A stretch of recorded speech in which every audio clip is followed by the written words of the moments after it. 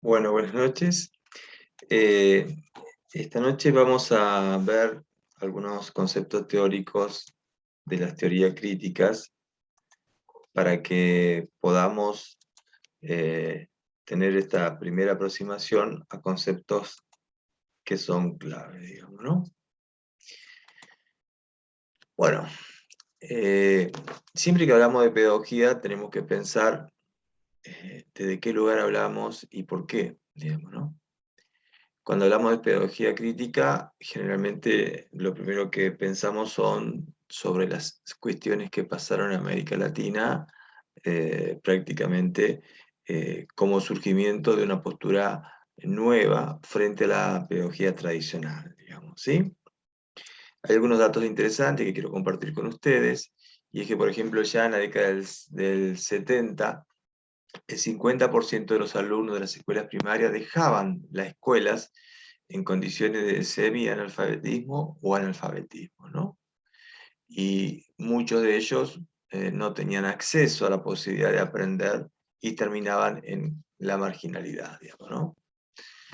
Nosotros vamos a ver, desde un autor, Saviani, digamos, que él plantea como dos categorías claves en términos de corrientes pedagógicas, ¿no? Una, las teorías no críticas y las teorías críticas. Las teorías críticas hacen hincapié fundamentalmente a lo que se conoce como pedagogía tradicional, ¿sí? Y siempre se pensó la educación como un instrumento de igualación social, ¿sí? Por lo tanto, una forma de superación de la marginación. En tanto que las teorías críticas entienden que la educación es un instrumento de discriminación social, ¿sí? Y que luego, es en ese proceso de reproducir las clases sociales, se convierte en un factor de marginación. Lo que nosotros podemos decir de la escuela tradicional, pero fundamentalmente de este posicionamiento de las teorías no críticas, es que se presupone, ¿no?, que estamos en una sociedad donde todos aprenden de manera armoniosa, ¿sí? Y hay una idea de permanente inclusión social de sus miembros, ¿no? Los alumnos, digamos, que asisten al sistema educativo, por lo general, digamos, deben integrarse a este modelo, digamos, de armonía y de aprendizaje que la escuela tradicional transmite, digamos, ¿no? Y aquel que no lo hace debe ser corregido, debe ser señalado para que en cierta forma entre comillas, se adapte al propio sistema, ¿no? Es decir, que la escuela, como función social, tiene una función homogenizadora, ¿no?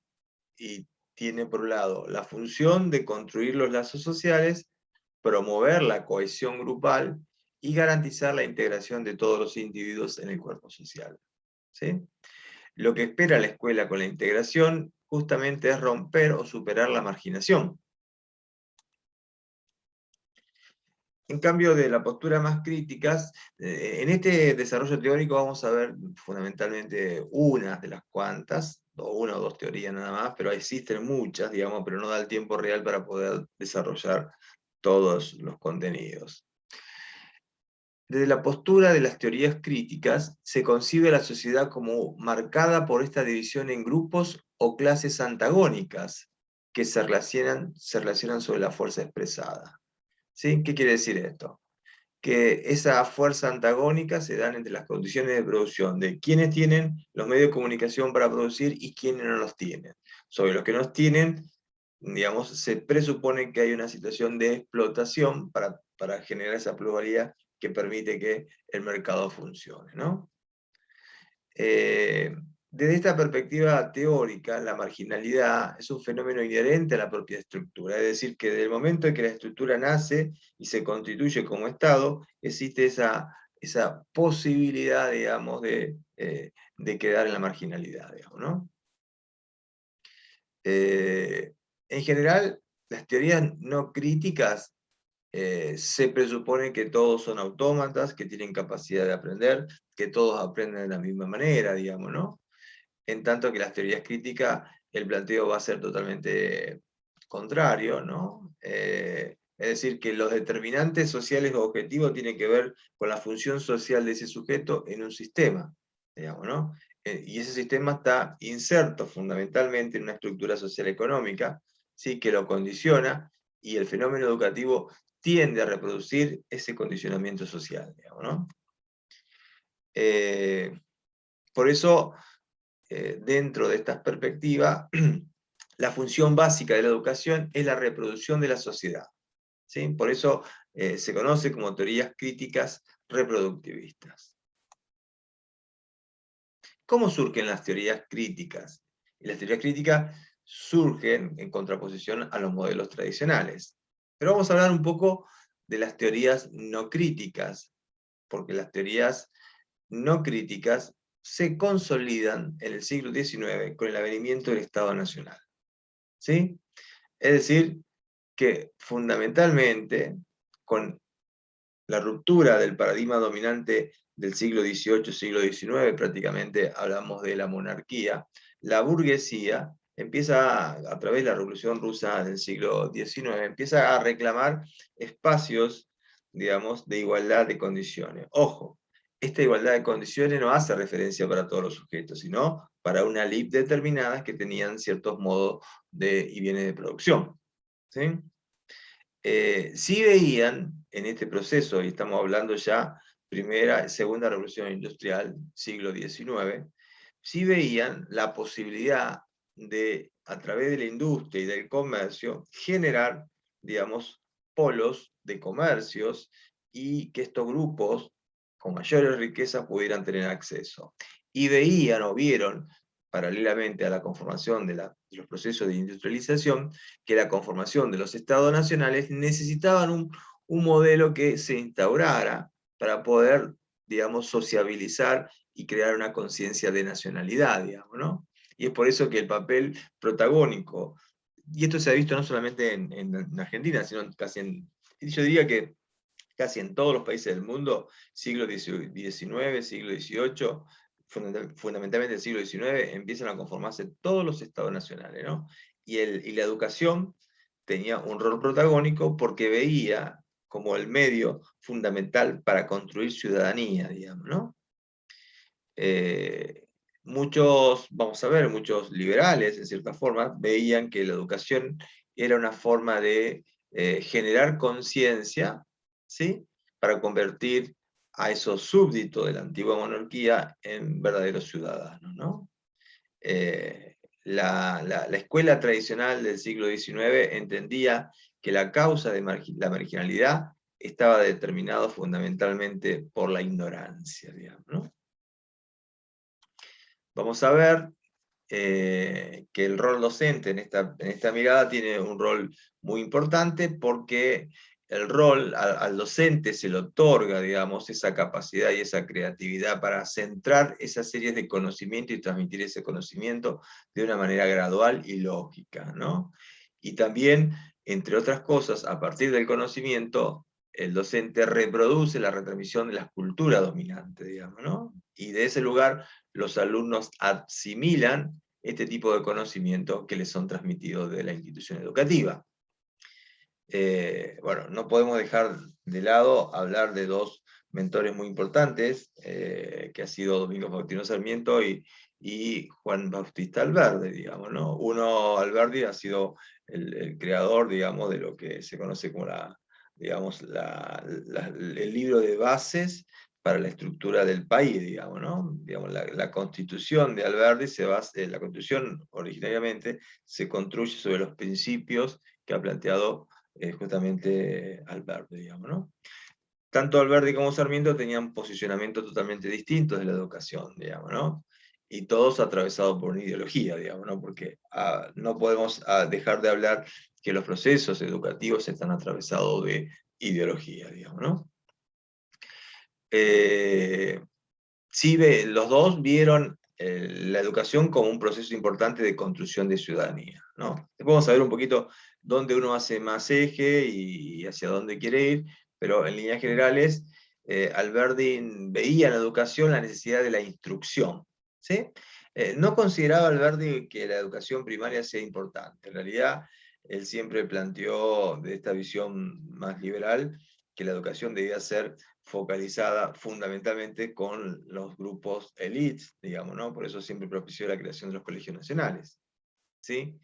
Y sí creía que la instrucción y la asimilación del aprendizaje que se daba a través de la cultura era clave para el desarrollo de un país, digamos, ¿no? Por eso pensaba en este diario de un país más ilustrado que el modelo ideal eran los países europeos, ¿sí? Y esperaba que los procesos inmigratorios llegara a la Argentina la mejor, entre comillas, ¿no? Mejor, la población más instruida para que viniera justamente a ilustrar y justamente lograr que las personas adquirieran esas capacidades y habilidades del siglo XIX de los países europeos, digamos, ¿no? Sí creía que la educación tenía como función construir hábitos y costumbres nacionales, ¿no? Y para eso la educación tenía su rol fundamental para el verde, digamos, ¿no?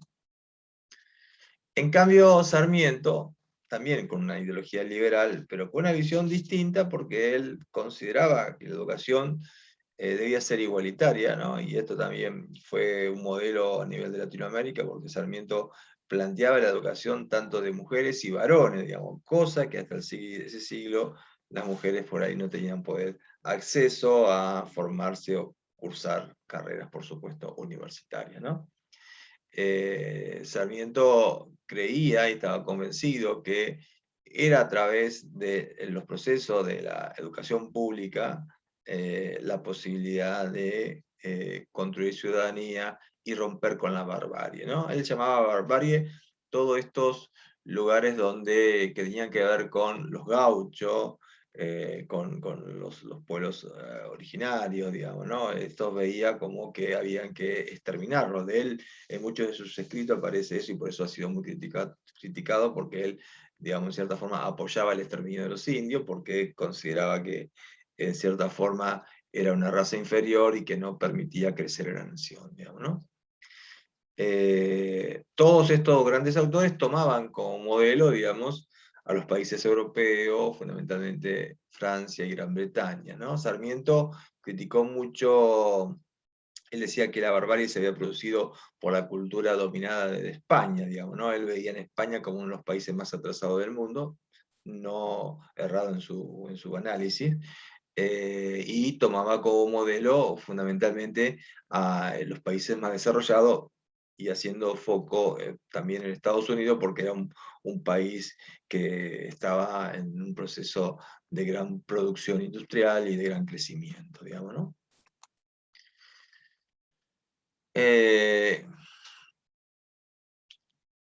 con el advenimiento y los procesos que se fueron dando desde el siglo XIX, siglo XX, dentro de las teorías, digamos, no críticas, habían otras corrientes teóricas que cuestionaban la escuela tradicional. Porque por ahí la escuela tradicional pensaba, digamos, la cuestión de la marginación como un problema de superar a través de la escuela, ¿no? Y en realidad la escuela nueva empieza como a hacer una serie de diferenciaciones respecto a esto y como cuestionándose en términos de creer, digamos, que esto que se planteaba en la escuela tradicional no era tan así y que había que plantear justamente trabajar con grupos pequeños, trabajar con, digamos, con situaciones de personas con dificultades, ¿no? Lo que se consideraban anormales, ¿sí? Y generar un sistema educativo que permitiera la mayor inclusión. La escuela nueva, por lo general, eh, digamos, no cuestionaba la cuestión de la divergencia, de la anormalidad, ¿no? Partíamos de que en realidad, en contraposición de la escuela tradicional, todos éramos diferentes, ya sea por nuestra forma de pensar, cultura, raza, religión, digamos, ¿no? Eh, es decir, que la escuela nueva hace un cuestionamiento a la escuela tradicional y empieza a remarcar las diferencias individuales, ¿no? Dice, los hombres por naturaleza son totalmente diferentes, ¿no? Cada individuo, cada sujeto es único y singular, digamos, ¿no? Y dice que la marginalidad no puede ser pensada desde ese lugar, digamos, sino que hay que empezar a creer, fundamentalmente, que el sujeto tiene una capacidad de aprender, una capacidad de desarrollar sus capacidades cognitivas, digamos, y desde el verdadero trabajo educativo, pedagógico, está en el trabajo con la marginalidad, ¿no? Con los anormales y con los desajustados, porque de esa manera estas concepciones pedagógicas entendían que la normalidad no era malo, sino que era simplemente una diferencia, digamos, ¿no? Posteriormente, y ya estamos hablando, adentrándonos prácticamente del siglo pasado, 1940, 1970, 80, porque en realidad también la pedagogía tecnicista ha tenido un auge fundamental, se sustentaba en los modelos psicológicos de aprendizaje, ¿sí? Y dentro de la pedagogía tecnicista también hubo un cuestionamiento de los primeros aportes de las escuelas nuevas populares, porque de cierta forma entendían que la escuela tradicional muchas veces no tenía en cuenta las consideraciones de determinados grupos sociales, y ese tipo de cosas. Entonces, ya ahí estamos pensando en aportes de pensadores críticos como Freire y Paulo Freire, digamos, ¿no? Ellos sustentan un modelo de escuela nueva totalmente distinto a lo que se venía trabajando, que en cierta forma después lo vamos a ver cuando rompen o intenta romper con la educación bancaria, digamos, ¿no? ¿Cuál es la característica de este modelo pedagógico? Digamos, y fundamentalmente que se busca o se remarca mucho la importancia de la planificación, ¿no? Y esto está vigente, ¿no? Porque hoy, más allá de que algunos educadores hablan y se posicionan en el pensamiento crítico, pero siguen la modalidad en tanto desarrollo de contenido, en cuanto a desarrollo de objetivos, en cuanto a desarrollo de metodología, planificaciones curriculares. Todo ese conocimiento viene de la escuela antigua tecnicista, digamos, ¿no? Que está vigente, ¿no? Porque uno por ahí puede pensarlo como que fue algo que pasó. No, la escuela de la visión tecnicista tiene vigencia actualmente, ¿no? Después se fue ayornando con la tecnología y todo esto, pero la forma y organización y administración de los tiempos, de los espacios, de las metodologías propio de esta corriente, digamos, ¿no? Y aparecen distintas metodologías de enseñanza, ¿no? Vamos a ver la microenseñanza, la teleenseñanza, la instrucción programada, las máquinas de enseñanza, todas las series hoy, por ejemplo, podemos incluir en esta las TICs, digamos, ¿no? Tecnología de la información de la comunicación, digamos, ¿no? Otra característica de las tecnologías pedagógicas tecnicistas tiene que ver fundamentalmente con esta función de la especialización de las funciones, ¿no? El docente es un técnico, digamos, ¿no? Debe aplicar determinados conocimientos en determinados contextos, en determinados horarios, y a su vez el director es un técnico que supervisa, controla, corrobora, digamos, y así sucesivamente. Todos son expertos y expertos en su función específica, ¿no? En ese proceso se olvida de un detalle menor, que es el sujeto que aprende, digamos, ¿no? Se da por sabido también de parte de la escuela tradicional que todos aprenden de la misma manera, digamos, ¿no? Cuando se habla de marginalidad dentro de estos criterios pedagógicos, se supone que es debido a una incompetencia o una ineficacia en la productividad, de la imposibilidad de incorporar nuevos conocimientos, ¿no? Es decir, que el marginal se caracteriza fundamentalmente porque no ha tenido las habilidades necesarias para desarrollar sus capacidades, y habrá que ver si esa falta de competencia que lo lleva a la marginalidad es producto de estos técnicos que no aplican debidamente esos conocimientos o no readecuan contenido para que los sujetos se inserten, digamos, ¿no? Da como una cosa bastante estructurada o rígida, ¿no? Bien. Ahora uno puede preguntarse, ¿por qué? ¿Por qué se produce en las escuelas críticas?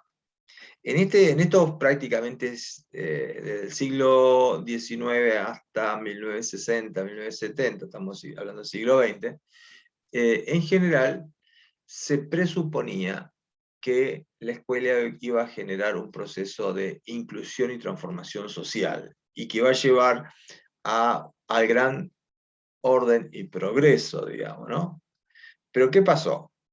A nivel mundial, como fenómeno sociológico también se puede pensarlo así, hubo durante el siglo pasado, la Primera y Segunda Guerra Mundial, y lo que se vio que el advenimiento de las ciencias y las tecnologías, como también de los procesos de educación, en vez de traer mayor conocimiento para la paz y la armonía, se utilizó para fines más bélicos, y esto dejó, digamos, empezó como a cuestionar el papel y la función de la escuela como institución.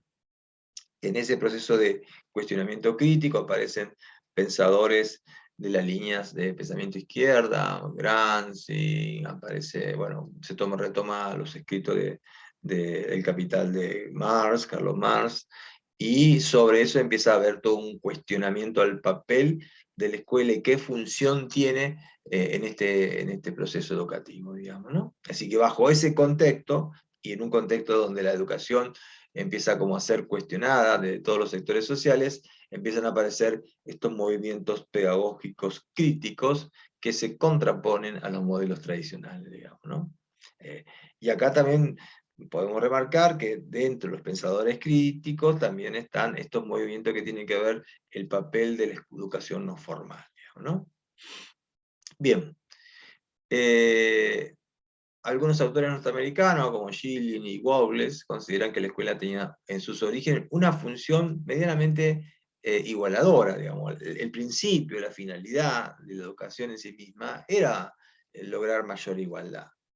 Pero lo que se observaron en relación a todos los procesos históricos que hemos estado denunciando, que se empieza a ver una actitud discriminadora y represiva del papel de la escuela, digamos, ¿no?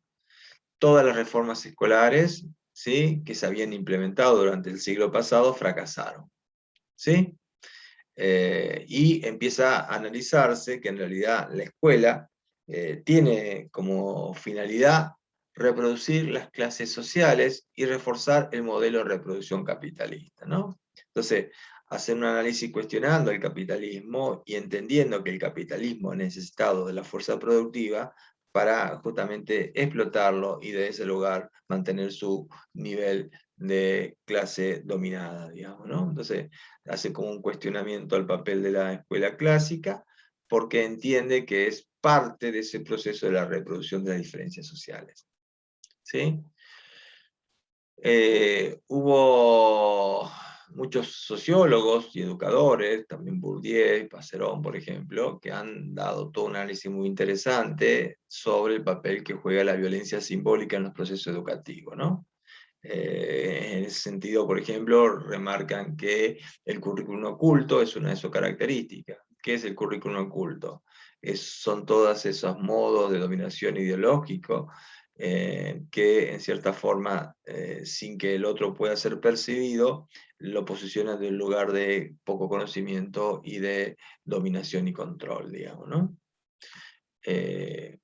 Esto también, y dentro de las corrientes críticas tenemos el pensamiento marxista de Althusser, ¿no?, que analiza las instituciones como las instituciones del Estado y plantean estas instituciones como instituciones totales, digamos, ¿no?, instituciones que bajan el conocimiento, que bajan líneas de pensamiento y que en cierta forma tienen la función de como organizar el mundo, ¿no? Las instituciones de la escuela para los alumnos, las instituciones de las cárceles para los que cometen delitos, las instituciones, digamos, de hospitales para cumplir funciones de sanación o cuidado, digamos, ¿no? Entonces estas instituciones lo que hacen en cierta forma es instituir funciones, digamos, ¿no? Y el Estado es el primer organizador, en cierta forma, de determinar lo que se puede y lo que no se puede hacer, digamos, ¿no? Nosotros vamos a ver, si bien nombramos un poco en la escuela de Freire, digamos, en la escuela nueva, perdón, que ya Freire fue uno de los pioneros en plantear un cambio en la visión de la educación popular, digamos, ¿no? Pablo Freire tuvo un gran compromiso con los sectores más marginales. Si bien él era abogado en realidad, pero se dedicó a la docencia porque entendía que no todas las personas podían aprender de la misma manera y que no todos podían, digamos, tener el uso de la posibilidad de acceder a la lectoescritura. Entonces veían la posibilidad de adquirir esos conocimientos, la posibilidad de crecer, cuestionar y modificar parte de su realidad, digamos, ¿no?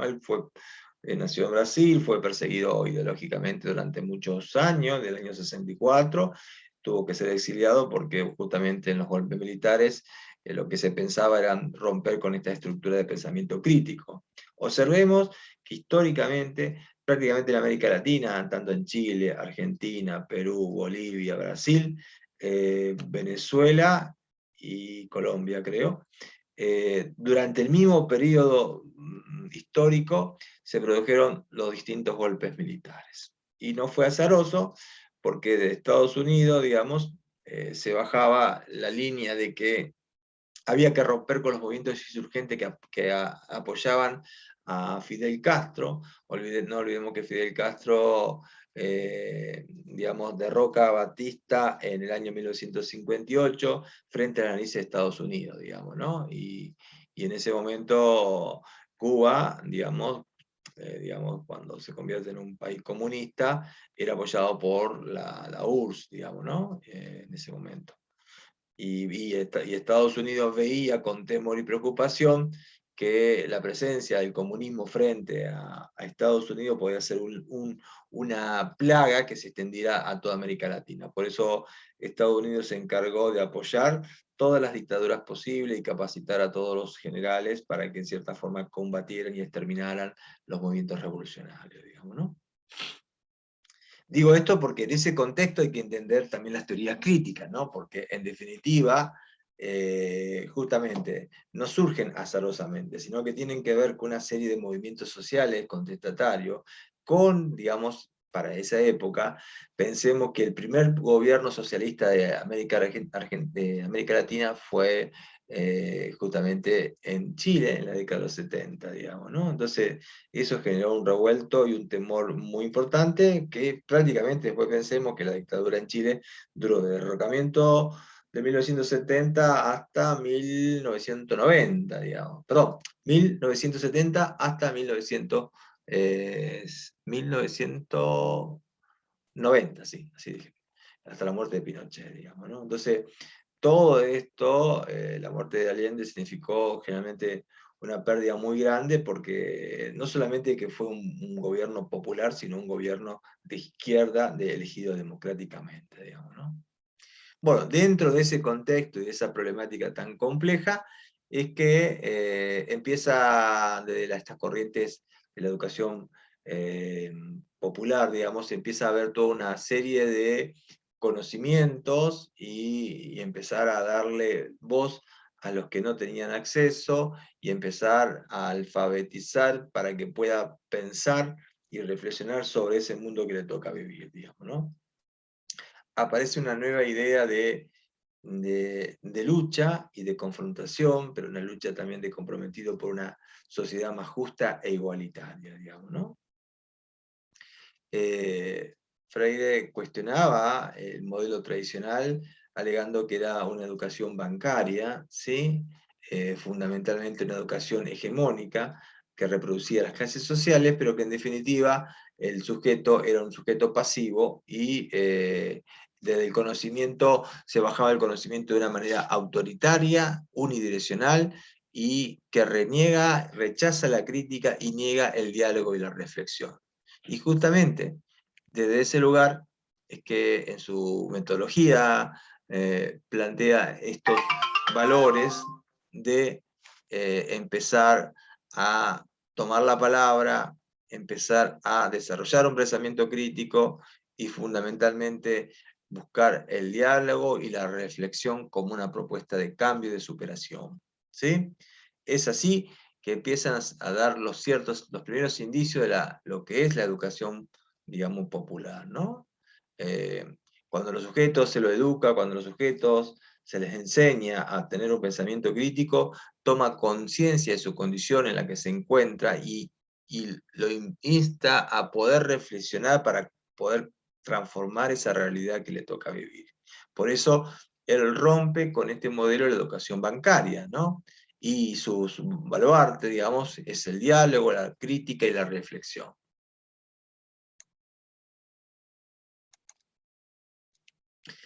Parte de la idea de que el hombre vive dentro de un proceso, de un sistema, digamos, ¿sí? Donde su conciencia crítica debe ser desarrollada porque es lo que le va a permitir reconocerse en este mundo para luego poder transformarlo, ¿no?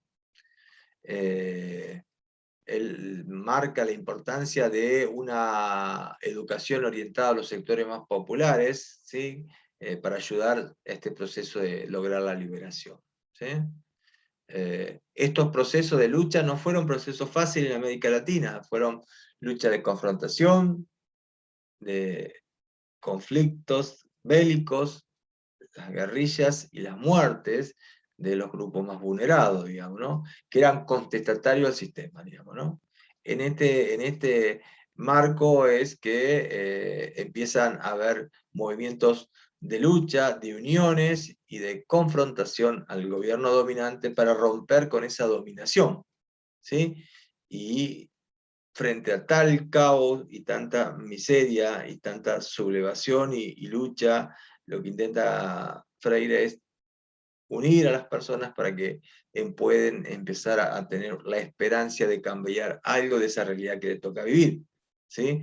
Y él sostiene, o sostenía en realidad, que era a través de esa lucha que se podía lograr una pedagogía que superara al oprimido, digamos, ¿no? Y fundamentalmente este proceso de aprendizaje se daba a través de las experiencias. ¿Y las experiencias cómo se bajan o se conceptualizan en la práctica? Fundamentalmente con el diálogo, ¿sí? El proceso de relación entre profesor y alumno es un proceso de relación de vínculo dialógica, digamos, ¿no? Realmente cuando hay diálogo y hay respeto y hay posibilidad de pensar distinto, hay un verdadero enriquecimiento y una capacidad de participación democrática pura, digamos, ¿no? Eh, Él veía en esta lucha, en esta construcción histórica, la posibilidad de romper con ese nivel de opresión, ¿sí? Y cuando se rompe con ese nivel de opresión, aparece esta pedagogía de la esperanza, digamos, ¿no?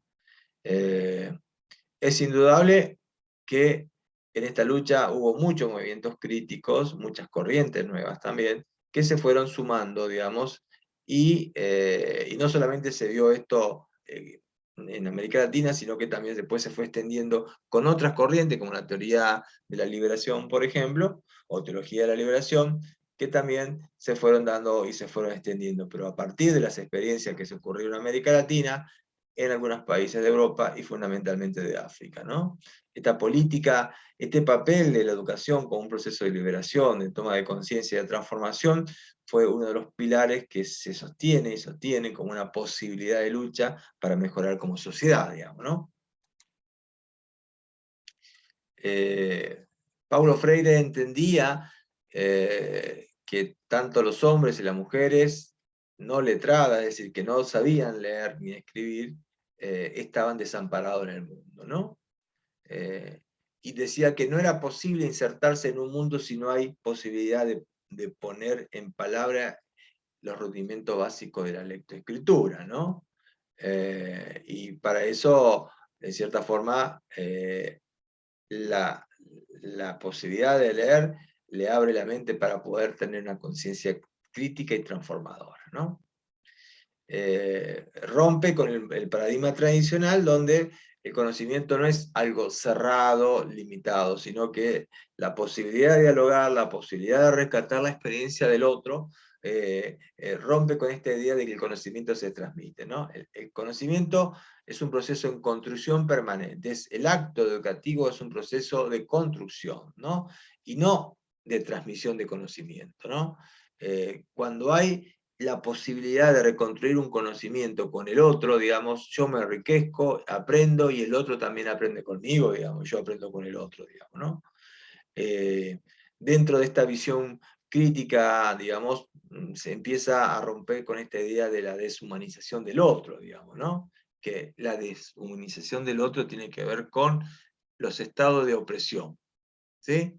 En esa relación, opresión y oprimido, van juntos, digamos. Hay una complementariedad que le dificulta su inserción. Es desde ese lugar que hay que empezar a buscar otras lógicas que faciliten ese proceso de cambio, digamos, ¿no? Dice algo muy interesante también, ¿no? Y dice que como consecuencia de esa opresión, es los que oprimen y a los que son oprimidos, digamos, ¿no? Es contradictorio, y esto también es parte del análisis dialéctico marxista, ¿no? Dice, es contradictorio que los oprimidos, digamos, reaccionan contra los opresores y a su vez lo idealizan. En un lenguaje más simple sería, el que no tiene, parece el que tiene, y cuando tiene, desea oprimir al que, digamos, ¿no? Entonces, dice, ahí está la contradicción marxista, digamos, ¿no? O sea, lo que él plantea es, de construir esto, de alguien que oprime y el que es oprimido, por construir algo que como resultado crezca algo distinto a eso, digamos, ¿no?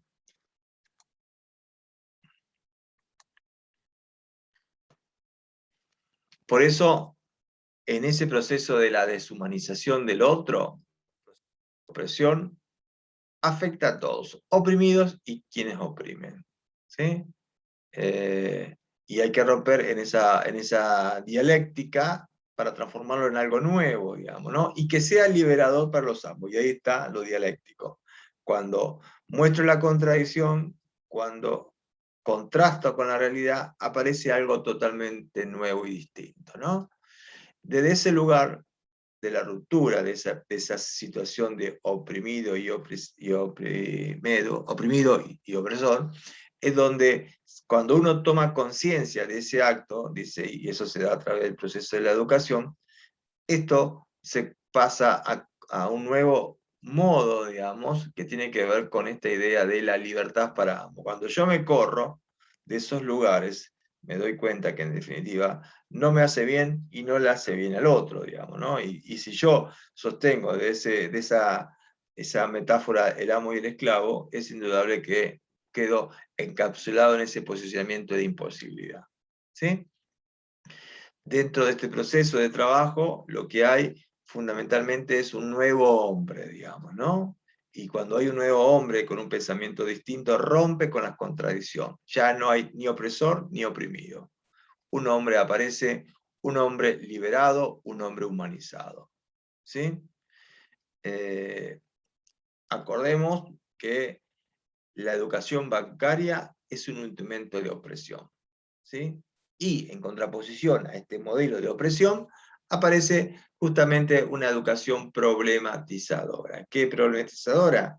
Que pone a cuestionarse esas cosas que en definitiva se han tomado como siempre como normales y naturales, ¿no? La educación problematizadora es liberadora por naturaleza. ¿Por qué? Porque destruye la pasividad del educando e incita a ese sujeto, empoderándolo, para un proceso de transformación de la realidad. Entonces, opresor y oprimido se centrarán en la liberación como una posibilidad de cambiar algo de esa realidad que le toca vivir, ¿no? La metodología de la propuesta pedagógica que él plantea se basa fundamentalmente en la inclusión y la movilidad, digamos, ¿no? La movilidad es lo que va a permitir, particularmente, es un proceso de cambio y transformación permanente, ¿no? Es a través del diálogo, con un fenómeno humano, lo que revela la palabra, ¿no? Es decir, algo que nos conecta con el diálogo mismo. Yo cuando enuncio una palabra he incorporado socialmente determinado sentido, y esos sentidos lo que me permiten a mí poder comunicarme con el otro, digamos, ¿no? Cuando yo puedo comunicarme y transmitir mis deseos y mis necesidades, estoy transformando algo de esa realidad que me toca vivir, ¿sí? Los hombres no se hacen al silencio, sino en la palabra, en el trabajo en acción y en la reflexión. La palabra tiene dos fases constitutivas, dice él, acción y reflexión. Las dos van de las manos, ¿no? Porque la acción nos permite poder reflexionar. Si yo me quedo impávido, si me quedo sin hacer nada, es indudable que pienso en soledad, pero no transformo nada. Ahora, si yo pienso y reflexiono, ya esa relación dialéctica me pone en un proceso de transformación. ¿Sí? Por eso dice que la acción es reflexión. Sin acción no hay reflexión. Y si hay reflexión es una reflexión estéril, es decir, imposibilidad de generar cambio, ¿no? Por eso la palabra tiene un proceso de empoderamiento y de verdadero cambio para este mundo más idealizado que tiene que ver con la posibilidad de transformar esa realidad. Bien, brevemente lo que voy a decir ahora son ciertos puntos nada más sobre la teología de liberación, que es un pensamiento crítico, pero recordemos porque muchas veces en los exámenes se confunden. Se confunden. Teología de liberación con teorías críticas, digamos, pedagógicas, ¿no? La teología de liberación es un fenómeno exclusivamente latinoamericano, ¿sí? Que surge en la década de los 60 y los 70, y que tiene que ver con un movimiento cristiano. Es decir, dentro de la Iglesia católica empezaron a haber padres muy comprometidos con lo social, viendo la crisis y la miseria humana que dejaba este capitalismo, digamos, ¿no? Entonces, estas líneas, digamos, críticas, lo que hacen fundamentalmente es empezar a construir un mundo de la esperanza de la multitud de hombres y mujeres que viven en extrema pobreza, digamos, ¿no? Y que son considerados personas condenadas a la miseria como una masa sobrante, como un resto que no sirve para la sociedad. La teología de la liberación rescate, trabaja con los pobres porque constituye una forma de empoderarlo y hacerles ver, digamos, que ellos tienen valores y que tienen principios, digamos, ¿no? Y que esos principios hay que lucharlos para mejorar y salirse de esa situación, ¿no? Es interesante porque rompe con los dioses tradicionales, las culturas occidental, de esta idea de la zootopía, digamos, ¿no? En general, está muy comprometido con lo humano y con el otro, digamos, ¿no? Y se enfrenta a ese conocimiento del Señor que está arriba y que no se lo puede bajar. La teología de la liberación insta, digamos, fundamentalmente a creer que Dios está acá, en la tierra. Y así como Dios sufrió en la tierra, los humanos sufren. La diferencia está que el paraíso no debe pensarse después de la muerte, sino en el presente, y el presente es cambiando esa realidad que le toca vivir, digamos, ¿no? Por eso es un movimiento muy cuestionado, de hecho hubo muchos padres en Argentina en la década de los 70 que fueron torturados y muertos fundamentalmente porque transmitían estos en las propias iglesias, digamos, ¿no? Y rompe fundamentalmente con toda esta cosa tan pomposa de la terquedad de la Iglesia Católica, ¿no? Y resalta la importancia de la memoria y el valor de las historias personales, digamos, ¿no? Es decir, el relato que construye uno a partir de la experiencia empieza como a tener una significancia y una lógica que es valorada, y de ese lugar empieza a tener más peso la palabra, digamos, ¿no? Eh, la teología de la liberación fundamentalmente es una lucha constante por la vida y por el derecho de reclamar el reinado de Dios en esta vida, ¿no? Esta cosa de romper con que, bueno, que en el infierno van a ir los malos y cuando sea bueno voy a ir al cielo, no. Las cuestiones están en lo terrenal y nosotros tenemos que vivir de manera cristiana, dicen ellos, con el principio de vivir esta tierra y hacerlo mejor para sentirme mejor y estar mejor con otras personas, digamos, ¿no? Resalta mucho la importancia de la memoria activa, digamos, de la memoria de las víctimas, ¿no? Porque desde ese lugar, de la experiencia, del relato, de las personas que estuvieron, que sufrieron y que estuvieron, empiezan como a empoderarse y darse cuenta que esto se repite en la historia. Entonces, empezar a cambiar la realidad a través de la memoria es una forma de transformar esta realidad. Rompe con los lineamientos generales de la Iglesia Católica en términos de la liturgia y estas cuestiones de ver a Cristo como si fuera algo lejano, y remarca la importancia de que Cristo está en la tierra y la única forma es el vivir el presente. Bueno, Elías Creales, estos son los aportes principales de la teoría crítica, y recuerden que es una de las cosas que vamos a ver cuando desarrollemos implementemos los talleres, porque justamente la teología de Paulo Freire, la teoría de Paulo Freire no va a servir como un cónclave para poder, digamos, posicionarnos y saber hacia dónde tenemos que ir. Así que bueno, espero haber sido claro y cualquier cosa estoy a su entera disposición.